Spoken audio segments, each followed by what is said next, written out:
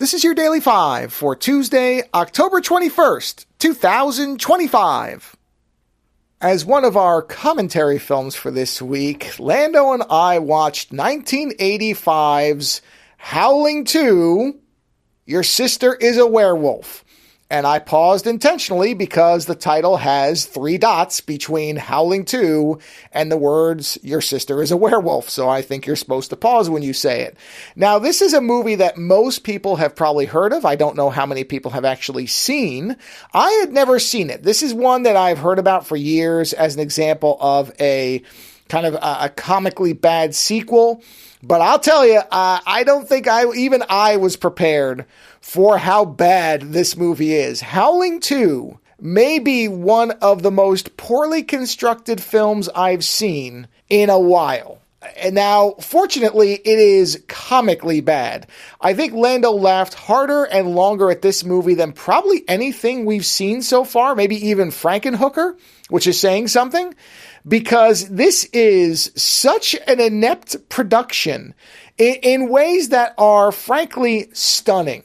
One of the things that makes it even worse is the casting it seems like it's almost a bad joke that somebody is performing, because in this cast you have, the 3 main, I guess there's 4 main characters. Sybil Danning is technically a main character, but I am reasonably sure, and based on some of the things I've read, I think this is true as well, I'm pretty sure they really cast her for her body as opposed to her acting ability.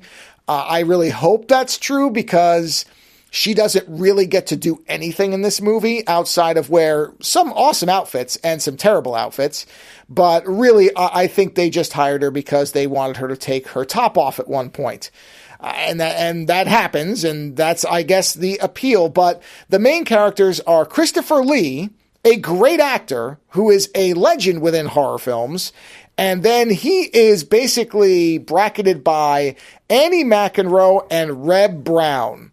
Now, I don't know enough about Annie McEnroe's work later. I know she went on to do many things, but Reb Brown I'm familiar with, and I am very familiar with his acting range. And you are going to see all 3 centimeters of it in this movie next to, let me remind you, Christopher Lee.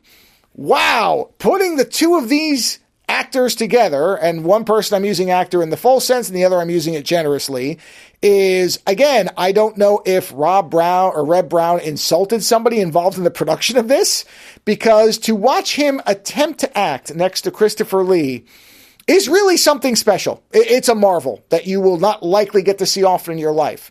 But even beyond that, the rest of this movie, there is a piece of trivia, which I fully believe, having seen this movie now, that Christopher Lee apologized to Joe Dante when he showed up for Gremlins 2, because Joe Dante did the first Howling and Christopher Lee was in this thing. And we're going to have a lot to say about it on the Friday show, because Lando was so, I think, fixated by what this movie is that he was looking things up on it just to try to figure out what was going on with it. But in terms of, you hear the term, it's so bad it's good, thrown around a lot.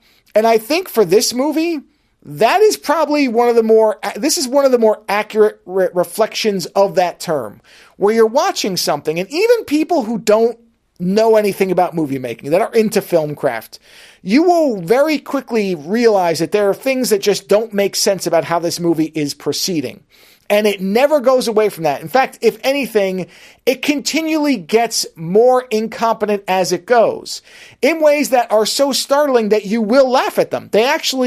It's kind of that thing where it will jolt laughter out of you because you can't believe what it's doing. It just doesn't make any sense. And there's such jarring cuts that make no sense that you do start to laugh at it, because if somebody had told you, or me, that a 5-year-old edited this film at points, I would absolutely believe it. And it is a riveting train wreck. That is the best term for it. Again, when I hear so bad it's good, a lot of times that term doesn't really work out the way I think people use it. They start to throw it around without any care or whether it actually makes sense for the film. But in this case, oh yeah, this movie's reputation is well earned. And if you are a fan of comically trash films, Howling II should rocket to the top of your list immediately. It is that bad. Later.